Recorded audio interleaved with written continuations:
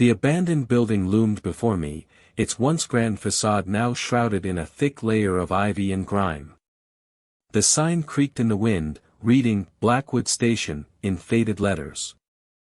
A chill ran down my spine as I stepped out of my car, the crunch of gravel beneath my feet the only sound breaking the silence. A faint hum emanated from within the building, a sound that seemed to grow louder with each step. The air inside was heavy with the scent of decay and rot. Cobwebs clung to the walls, casting macabre shadows on the floor as I made my way deeper into the station. The silence was oppressive, punctuated only by the creaks and groans of the old building.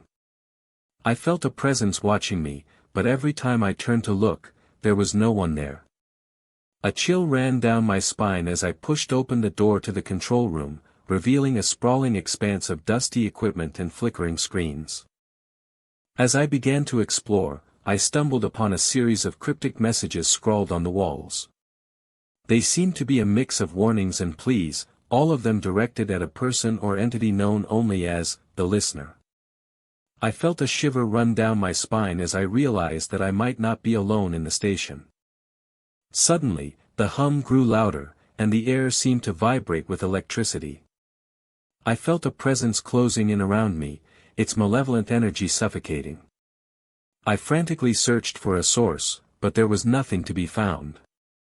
The messages on the wall seemed to grow more urgent, more desperate. The lights began to flicker wildly, casting eerie shadows on the walls.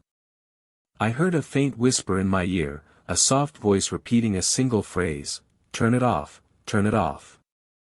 I spun around, but there was no one there.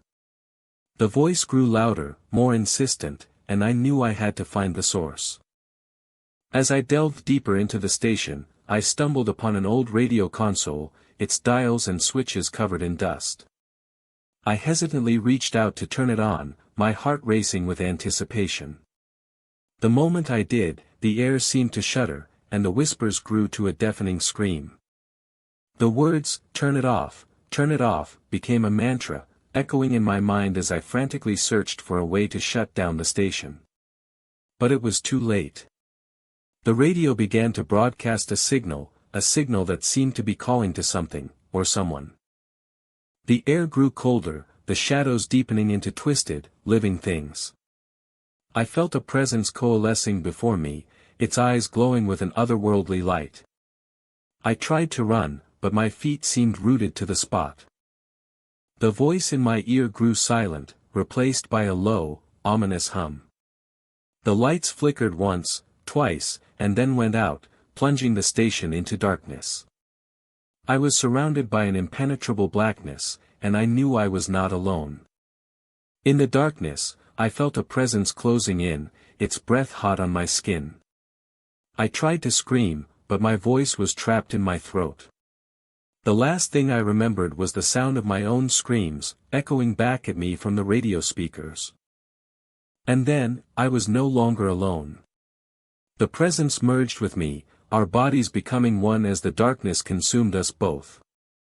The radio broadcast continued, a signal sent out into the void, a message to the listener, "I am Blackwood Station, and I am home."